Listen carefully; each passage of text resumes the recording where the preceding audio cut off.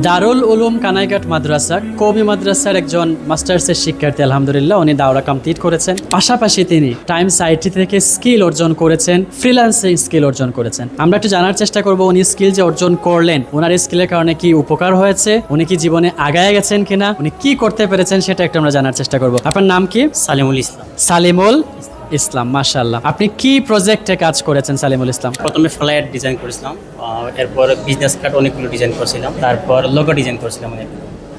এখন social media running আছে। এখন পর্যন্ত আপনার কত টাকা ইনকাম হয়েছে এই সকল প্রজেক্ট থেকে? টোটাল এখন পর্যন্ত 23,000 টাকার মতো ইনকাম হয়েছে। 23,000 টাকা? আপনি এই টাকাগুলো পেয়ে গেছেন? জি, টাকাগুলো। মাশাআল্লাহ। বাহিরের দেশের কতগুলো ক্লায়েন্ট ছিল? বাইরের দেশে এখনো ক্লায়েন্ট পাই নাই। আচ্ছা, এখন বাইরের দেশে কোনো ক্লায়েন্ট কাজ করেন? সবগুলোই বাংলাদেশে ক্লায়েন্ট ছিল? তার মানে আপনার এখন পর্যন্ত যে টাকাগুলো ইনকাম করেছেন সব টাকাই ছিল আপনার বাংলাদেশি ক্লায়েন্টের? মাশাআল্লাহ। এখন আপনি যে মাদ্রাসায় পড়াশোনা করেন, আপনার কম ভাষায় পড়াশোনা চালাইয়া ফ্রিল্যান্সিং শিখা, এটা কি আপনার জন্য লাভ হয়েছে নাকি ক্ষতি হয়েছে?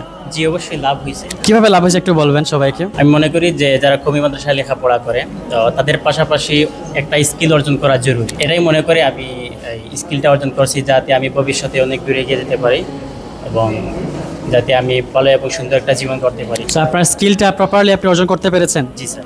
স্যার তাদের সাপোর্ট কেমন ছিল? ছাত্ররা সাপোর্ট খুব ভালোই ছিল।